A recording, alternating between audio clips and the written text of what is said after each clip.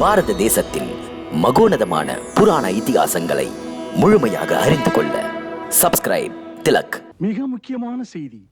இன்று அதிகாலையில் மாமுனிவர் கர்கர் யமுனை நதியை கடந்து போயிருக்கிறார் அரசி. கோகுலத்திற்கு. கோகுலத்திற்கா? ஏன்? யாரை பார்க்க? மகரிஷி சாண்டில்யரை பார்க்க. எதன் பொருட்டாக? நமக்கு கிடைத்த செய்தியின்படி அந்த முனிவர் ஆசிரமத்தில் ஒரு வேள்வி நடக்கிறது. அதை முடித்து வைக்க கர்காச்சாரியார் அங்கு அழைக்கப்பட்டிருக்கிறார். இது என்ன செய்தி அமைச்சரே? மன்னவா, வழக்கப்படி ஆசிரமத்தில் நடப்பது போல் நடப்பதாயிருந்தால் சொல்ல மாட்டேன். மர்மம். மர்மமா? ஆம் அரசே, கர்கர் அங்கு போனதில்தான் மர்மம் இருக்கிறது. என்ன? என்ன என்றால், கர்க முனிவர் வசுதேவரின் குலகுரு. அதை ஒரு காரணமாக வைத்து வசுதேவர் வழக்கமாக போகிறார் ஆசிரமத்திற்கு. போனால் அதில்தான் சந்தேகமே அடங்கியிருக்கிறது அரசே. பலமுறை உங்களுக்கும் அந்த சந்தேகம் வந்திருக்கிறது. வசுதேவரின் 8வது பிள்ளை கோகுலத்திற்கு கடத்தப்பட்டான் என்று. இன்று கட்கர் அங்கு போனதை இதில் சம்பந்தப்படுத்தி பாருங்கள். ஒருவேளை அந்த பிள்ளை நந்தருடையதாயிருந்தால் பேர் சூட்டலை நடத்தி வைக்க குரு என்ற முறையில் அங்கு சாண்டில்யர் இருக்கிறாரே. மன்னவா, அந்த பிள்ளை வசுதேவருடையது.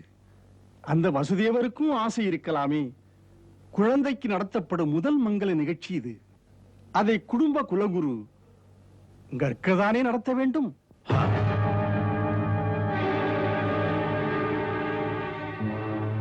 அமைச்சரின் குறிப்பறிந்தேன். மந்திரி கழக வரும் பொருள் உரைத்தல். நமது ஒற்றரை அனுப்புங்கள். அவர்கள் கோகுலத்திற்கு சென்று கர்க முனிவரை கண்காணிக்கட்டும், மிக கவனமாக. சரி மன்னா. நமக்கு இருக்கும் குழப்பங்களால் நம் விழிகளை கூட நம்ப முடியவில்லை. எதுவும் முன்னேற்பாடுகள் இல்லாமல் நடக்காது. இது நாம் தேடும் பிள்ளைதான். மன்னரின் ஐயம் இந்த அமைச்சனுக்கும் இருந்தது. முன்னேற்பாடாக இரு ஒற்றரை அங்கு சாண்டில்ய முனிவரின் ஆசிரமத்தில் இருங்கள் என்று. அவர்கள் துறவி வேடத்தில் இருந்தால் அங்குள்ளவர்கள் சந்தேகப்படாத வகையில் இருக்கலாம் என்று சொன்னேன். உங்களை பாராட்ட வேண்டும்.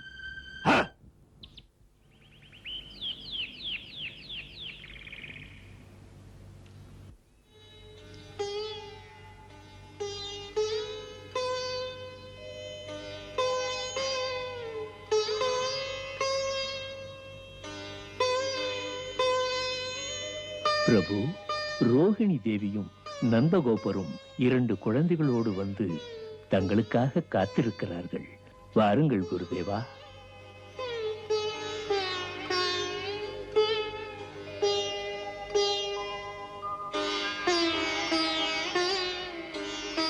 பல யுகங்களாக நான் யது வம்சத்தின் இடர்பாடுகளெல்லாம் பார்த்து கொண்டு இப்படி ஒரு அற்புதமான சமயத்துக்காக காத்திருந்தவன். அந்த விஸ்வரூபனை, விதைக்குள் இருப்பவனை பிள்ளை வடிவமாக கண்ணார காணும் ஒரு காட்சி இன்பத்தை எண்ணி பார்த்தேன்.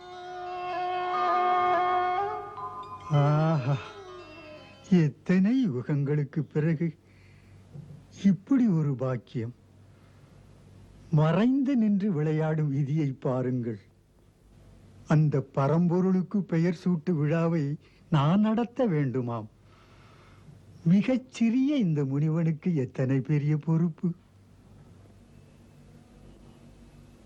பற்பல யுகங்களாக நானும் இதை கற்பனை செய்தேன். நாமமில்லாதவனுக்கு நான் சூட்டும் பேர், சொன்ன வாயினிக்கு சுகமெல்லாம் கொடுக்கும் பேர், மூலகும் வான் அமுதம் பருகியது போல் மகிழ்கின்ற பேர். நீதிக்கு வணங்காத ஒரு ஆதிக்கவாதியின் அச்சமிகுந்த சுயநலத்தால் முனிவனான நானும் கூட மற்றவர்கள் பார்க்காத முறையில் பிரபுவுக்கு பேர் சூட்டுவது எப்படி இருக்கிறது தெரியுமா? நானே திருடுவது போல் இருக்கிறது.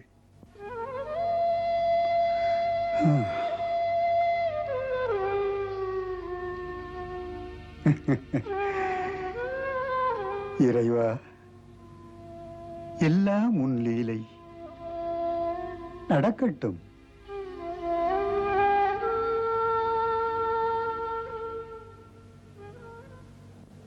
முனிவரே, எங்கு இருக்கிறார்கள்? பசுமடத்தில், ஒரு தனிமையான இடத்தில். அங்குதான் நந்தகோபர் காத்திருக்கிறார். வாருங்கள், வாருங்கள், வாருங்கள். இந்த பக்கமாக வாருங்கள். அதோ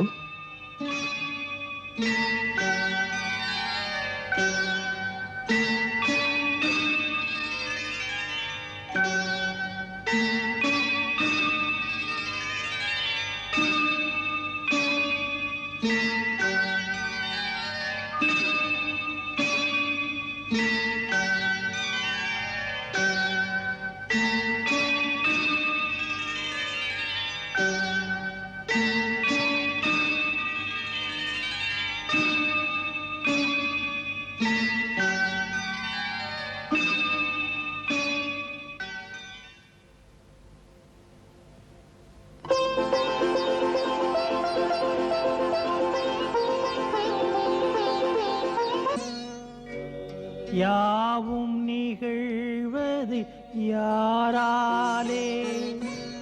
அவனே வருகின்றான். குழந்தையின் வடிவில் குருவினிடம் ஆசியும் பெறுகின்றான்.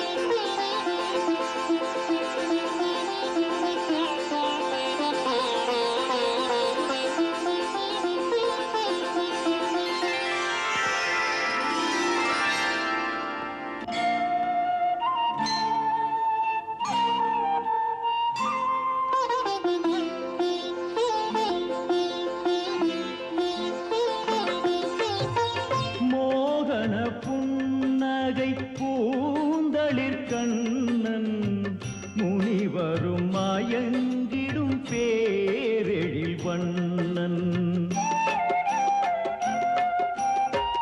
அன்பரின் நெஞ்சிலே ஆனந்த அலைகள், அழகிய கருவிழி அது கூறும் கதைகள். அனைத்திலும் நிறைந்தவன் அன்னையின் மடி மீது.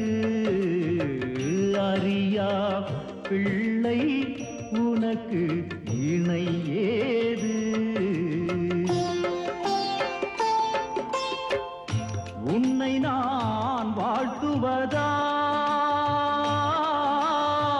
வணங்குவதா அறியேனே. பார்க்கின்றாய் என்னை பார்க்க வைத்து, பாடமும் புகட்டுகின்றாயே, பக்குவம் ஆக்குகின்றாயே.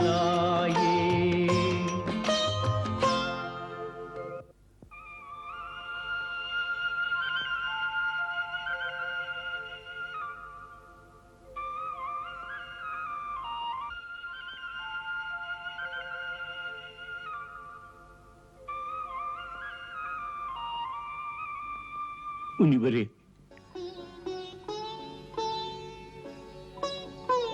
கம்சனின் நடவடிக்கையால் தேவி ரோகிணி மதுராவுக்கு வர இயலாமல் போய்விட்டது. அதனால் தேவி இது நாள் வரை தன் மைந்தனை எடுத்துக்கொண்டு ஆசி பெற அங்கு வர முடியவில்லை. எப்படி எப்படி சொல்லுவேன்? தாம் இங்கு வந்தது ஒரு நற்பணி செய்ய. ஆம், தேவியின் மைந்தனுக்கு பெயர் சூட்டி வைக்க. அப்படியே யதுகுலத்தின் குலகுருவான எனக்கு அது கடமை அல்லவா, பொறுப்பல்லவா? நான் வரும்போது வசுதேவரும் எனக்கு இதை நினைவுபடுத்தினார். எனக்குரிய கடமையை கண்டிப்பாக நிறைவேற்றுவேன். வசுதேவரின் கருத்தும் இதுவேதான். அவருடைய பிள்ளை கோகுலத்தில் வளர்வது கம்சனுக்கு தெரியக்கூடாது என்று. அதற்கேற்ப சாண்டில்ய முனிவரும் மிக்க கவனமுடன் இந்த மறைவான இடத்தில் இதை நடத்த விரும்புகிறார். முனிவரே, பணிவோடு ஒரு வேண்டுகோள். என்ன? சிறப்பான தங்கள் திருப்பாதங்கள் கோகுலத்தில் பதிந்தது கோகுல மக்கள் அனைவருக்குமே நல்லாசி வழங்குவது போல. உங்கள் நல்லறவு தந்த நற்பலனாக இன்று உங்கள் திருவாயினால் எங்கள் மகனுக்கும் பெயர் சூட்டப்பட்டால் பயன் பெற்றவனாவேன். புரியாமல் கேட்கிறேன். அதற்கு உரிமை உமது குலகுரு மகரிஷி சாண்டிலிருக்குத்தானே. அது முனிவரே, நந்தருடைய விருப்பத்தில் உடன்பாடு எனக்கும் உண்டு. நான் முன்பே நந்தகோபருக்கு குறிப்பிட்டு சொன்னேன், இந்த நல்ல காரியம் தமது ஆசியுடன் நடப்பது நல்லது என்று. அவ்வாறு நடப்பது சிறப்பும் கூட.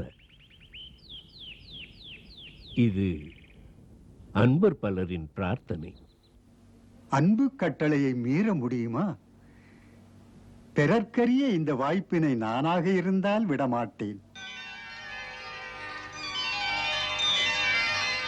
உணர்ச்சி வசப்பட்டு நாம் ஒரு விஷயத்தை மறக்கவே கூடாது.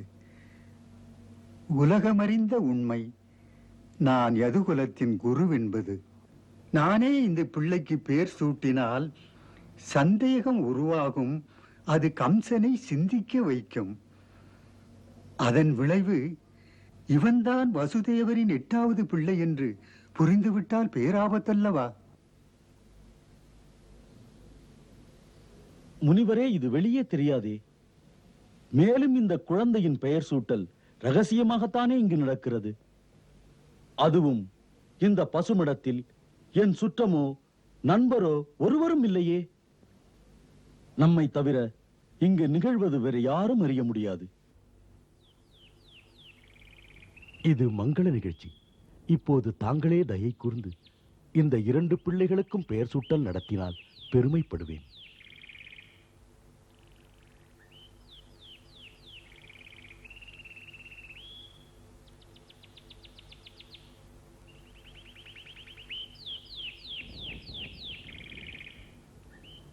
இது பற்றிய ரகசியத்தை பாதுகாப்பதாக உறுதி தருவீர்களா?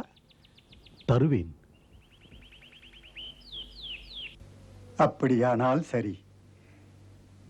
நந்தகோபரே, முதலில் பேர் சூட்டுகிறேன் நான் ரோகிணியின் பிள்ளைக்கு.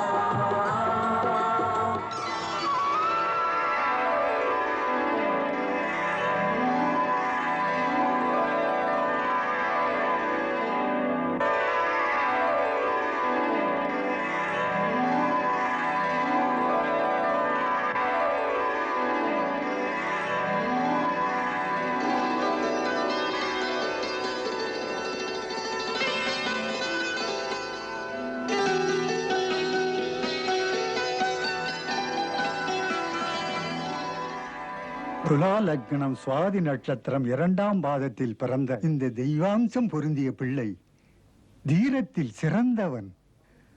இந்த அண்டங்களை எல்லாம் தலைமீது தாங்கும் வலிமை உள்ளவன்.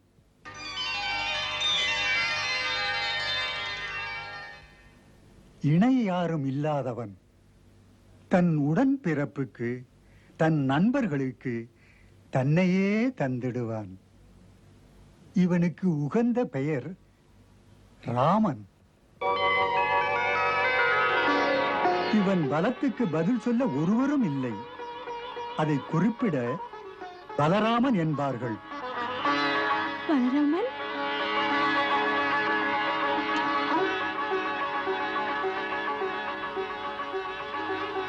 கருவே ஒளியாகி ரோகிணியின் கர்ப்பத்தில் வந்து கலந்தது. அந்த காரணத்தால் இவனை சங்கர்ஷணன் என்பார்கள்.